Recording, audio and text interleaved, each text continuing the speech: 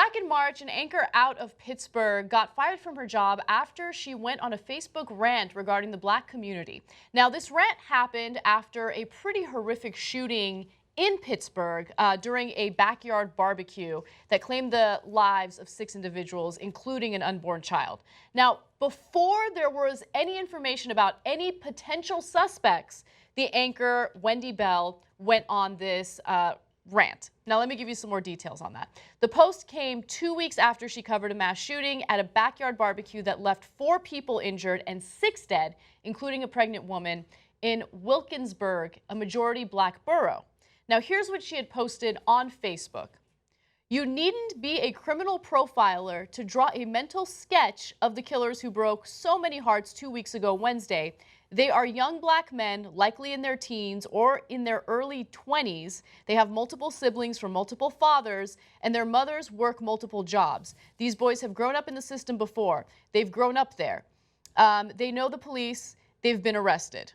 Okay, so again, she wrote this on Facebook before any information had come out about any potential suspects. In fact, this case is still not solved. There's one person that they're questioning, okay, but this person has not been charged with anything. Yes, he is black, but again, she posted this before there was any information, and she's an anchor. You're not supposed to speculate as to who the suspects are before you have any information about them.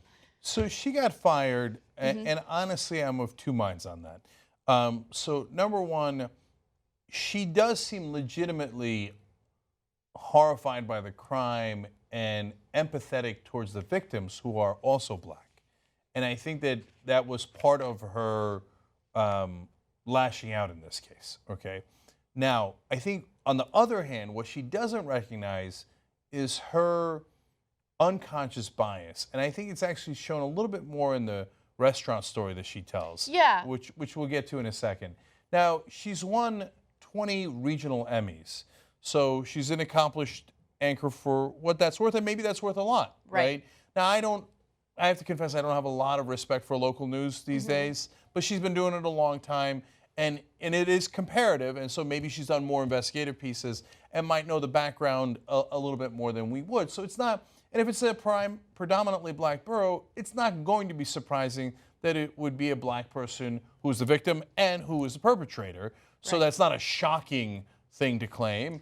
In a predominantly white area, the victim will likely be white and the perpetrator will likely be white. Yeah, just like the Justice Department reported, 84% of whites who were murdered by other whites. So white on white crime is very prevalent, just like black on black crime is very prevalent, and it's because these areas with these gangs, you know, target the individuals that live in those neighborhoods, right? So white gangs are usually from white neighborhoods, black gangs are usually from black neighborhoods. You guys get it. The statistics show that.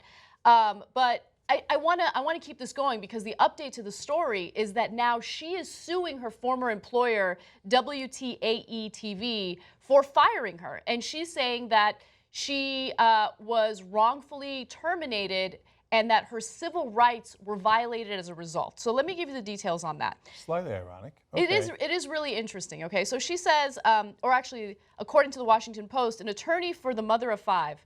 By the way, I don't care if she's a mother of 5. Why is that relevant information? And see, that's interesting. So the reporter there chose to include that because it evokes sympathy for her. I know. Right? Yeah. So that is an active choice they made. Again, it might have been an unconscious choice that they made, but it tries to consciously or otherwise evoke sympathy. It's a mother of 5, right? Yeah, I don't care. I don't care I don't care about any of that. All right. So an attorney for the mother of 5 filed a federal lawsuit on her behalf, claiming that if she were black, her Facebook post would not have been considered a fireable offense in the eyes of her employer. According to her lawyer, had an African-American journalist said the same thing, it wouldn't have generated the same, quote, outcry, unquote.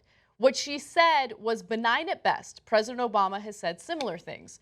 President Obama hasn't gone on a rant about how, these are, you know, the children of single mothers who have multiple kids from multiple fathers and they've grown up in, you know, the juvenile justice system or whatever. Like, no, Obama has not gone on that rant at all.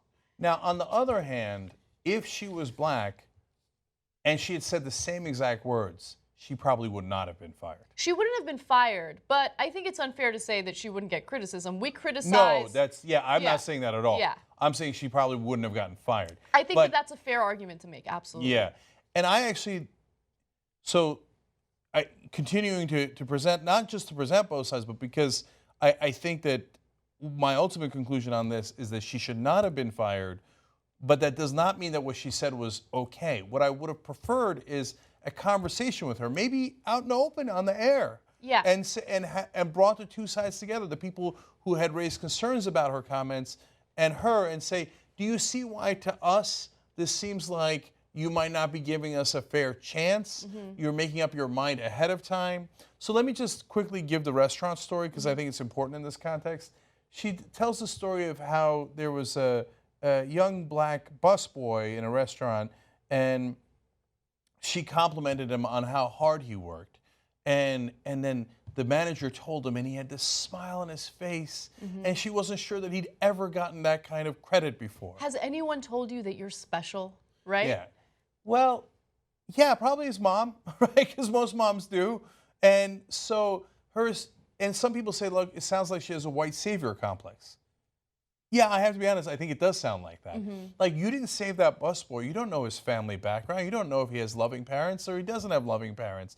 There's a lot of assumptions built into your story. Yeah. But your one compliment is the one thing that made him know that he's special. And look, I found the one black kid who's working hard. So I don't think that she means badly. That's why she doesn't realize. That's why she's putting these out in public. Because I think that she's probably genuinely surprised that people think that this has a racial component. She's probably like, what? What? I'm complimenting the busboy, and I care about the black victims. I think she does genuinely believe that. But what I'm hoping that people begin to see, including her, is, oh, maybe I shouldn't assume some things. And you know, me making such a big deal out of a hardworking young black kid, maybe that's not such a big deal, but I think it is. And what does that say about my assumptions?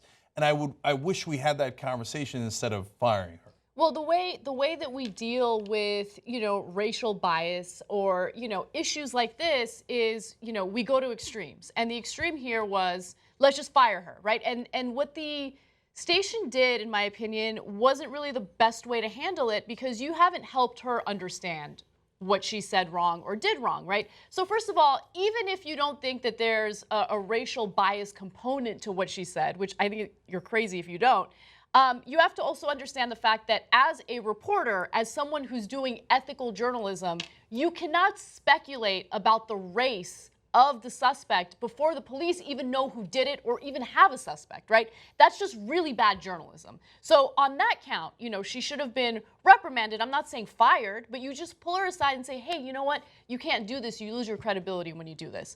But in terms of what I see as a clear racial bias, pull her aside and talk to her about, look, you're making a lot of assumptions. And when you make assumptions like this, you are underserving a part of the community that our station is supposed to reach out to, right? We're supposed to represent everyone in the community, not just white people, not just Hispanics or Asians or blacks, everyone. And so once you target a certain community and you say these disparaging things about them, they're going to be very turned off to our station.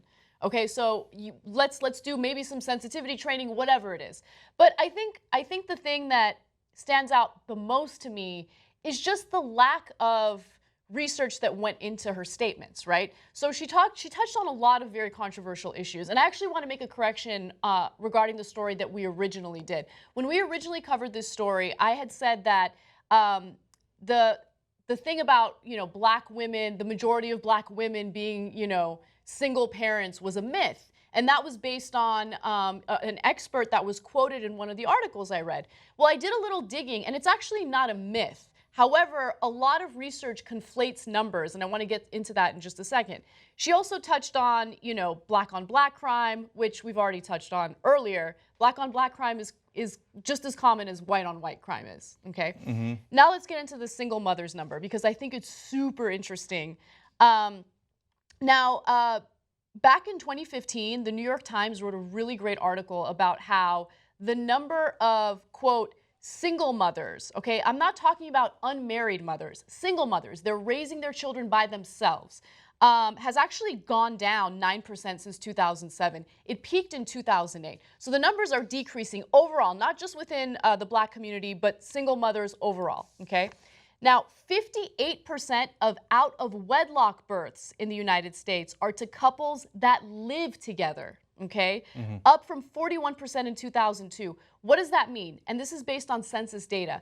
It means that a lot of the studies that you see that indicate that 78% of Black women are single mothers is false, okay? Single mothers are different from unwed mothers. A lot of people have children and they live together and they raise their children together, but they do not get married, right? That's a common trend that you're seeing among people right now. Okay, now 40% of births in the United States are to unwed mothers and are still more likely to be young, Black, Latina, and without a college degree. Now, if you look at 2012 census data, kids living in single-parent homes, one parent raising this child, okay? When it comes to the Black community, it's 55%, Hispanic community, 31%, white community, 21%, Asian community, 13%. Okay, so those are the real numbers, and I want to be clear and honest about that. Yeah, so that indicates that it is, if you consider it a problem, and there are some legitimate reasons to consider it a problem, and there are some legitimate reasons to say that's how society is developing, and maybe marriage isn't the right model for humanity, and so that is why when given freedom and opportunity and choices, people don't head towards marriage, and that is why all groups, Asians, whites, Latinos, and African Americans are headed in that general direction. The numbers are not, in that case, about the unwed, they're not going down, they're going up. Okay, now, and certainly over the span of decades and decades, that's the direction that they're headed. But it is also true that that is the case more often in African American communities and than it is in even Latino communities or whites or Asians.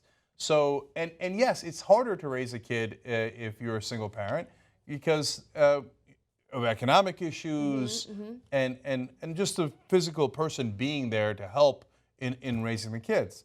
Okay, so let's have an honest conversation about that instead of going to stereotypes, assumptions, or on the reverse saying, no, it doesn't exist and we're done with the conversation, let's fire her and be done with it. So I think they think that if they had that conversation on air with her, that would be embarrassing to the station. Yeah. I think the opposite. I think that it would have been a great testament to the station if they had the courage to bring on the local African American groups that were complaining about this, justifiably, and her, and talked it out. That would have been amazing television. That might have actually served the community. And if people said things that were wrong there, that's okay. Because if you don't give them that space to say that, then you're never going to have a real conversation about it, and you're never going to find out the real facts. Yeah, look, no one who does news on air is perfect. We all make mistakes. I just clarified my own mistake in this video, right? And that's okay. Being honest with your audience about that goes much further than just trying to, fire people and brush the issue under the rug. That doesn't solve anything, and it doesn't lead to a productive conversation, right? So there could have been a productive conversation, and unfortunately that didn't happen in this case. All right, two super quick last things. She's now suing for, part of what she's suing for is gender discrimination. So on the one hand, I guess I get that you're going to sue for everything under the sun if you're going after him and you think you've been aggrieved. On the other hand, you say, I can't believe they're complaining about racism. Sexism! Sexism, that's the real problem. I don't understand the sexism part of this. Like, I really don't. They'd have to get specific in the court documents in terms of why are male anchors treated differently. They have some examples in the Washington Post story, but they'd have to prove that out. So I'm not foreclosing that option. There's a tiny bit of irony there. And then finally, the station is, in my opinion, clearly wrong about one thing. They fired her, but they wouldn't let her out of her non-compete clause, so she's not allowed to work for anyone else till the end of March of 2017. Yeah.